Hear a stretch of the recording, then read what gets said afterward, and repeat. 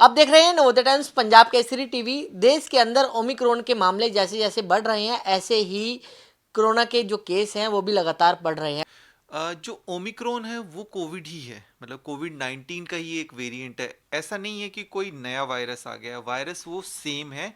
हाँ, इस वायरस ने अपना रूप स्वरूप बदल लिया है।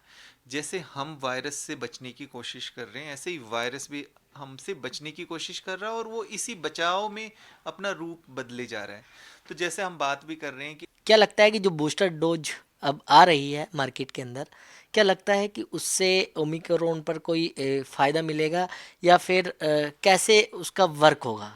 हाँ, देखिए, जैसे हम पहले से ही बात कर रहे थे बूस्टर की, खैर अभी बात नहीं कर रहे थे, बूस्टर की बात पहले से भी चल रही थी कि 1 साल के बाद या कुछ समय के बाद तो निश्चित तौर पे एक और डोज लगेगी लगेगी, है ना। तो वो पहले से चल रहा था, पर क्योंकि अब एक ये नया वेरिएंट भी आ गया, तो यहाँ पर ये चीज़ ज़रूरी हो जाती है कि हमारी जो हेल्थ केयर वर्कर्स हैं, फ्रंटलाइन वर्कर है, हेल्थ केयर वर्कर जिनको जो है ये सारी हॉस्पिटल, हेल्थ केयर इंफ्रास्ट्रक्चर के साथ साथ हमारी जो हॉस्पिटल की मैन पावर है, जिसमें डॉक्टर, पैरामेडिकल स्टाफ है, ये है, इन लोगों को पिछली जनवरी में लगी थी, तो लगभग 1 साल होने वाला है, तो इसलिए इनको प्रायोरिटी पे अब एक डोज देने की ज़रूरत है। यहाँ पर अभी हम ये नहीं देख सकते कि ये ओमिक्रॉन से कितना प्रोटेक्शन मिलेगा।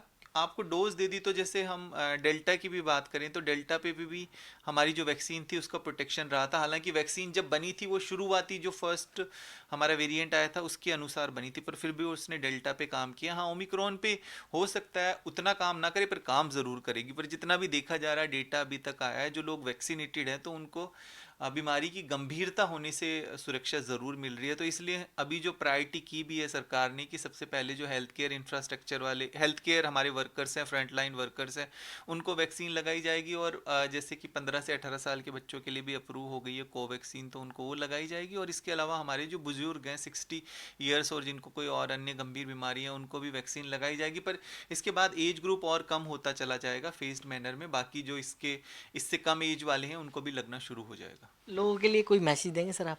हाँ, ज़रूरी है, देखिए अभी सावधानी बरतना, क्योंकि इसमें दो तीन चीज़ें हैं। एक तो जिस तरह से हम नए साल के करीब हैं और बहुत सारे सेलिब्रेशंस होते हैं, तो उन सेलिब्रेशन से, गैदरिंग से आपको बचना है ज़रूर।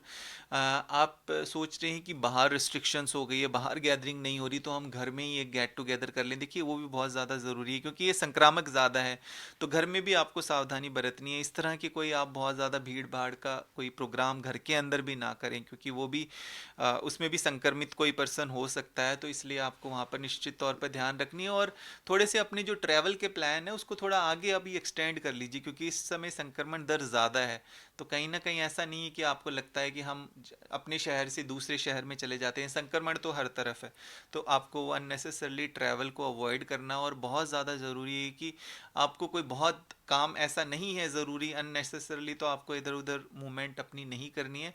सबसे ज़्यादा हम लोगों का मकसद है, सबका मकसद है कि भाई हमारी जीविका भी ठीक से चलती रहे, और हम इस बीमारी को भी, कोविड को भी, अपने देश के अंदर संक्रमण दर को जितना हो सके हम कम करते रहें। तो इसमें सरकारों का और बाकी सबका, हम सबका सहयोग होना बहुत ज़्यादा ज़रूरी है, तभी हम इस संक्रमण दर को कम कर पाएंगे। और ये जो थर्ड वेव की बात कर रहे हैं, इस थर्ड वेव को भी हम, इसकी जो इंटेंसिटी है उसको कम कर पाएंगे और इसको टाल पाएंगे।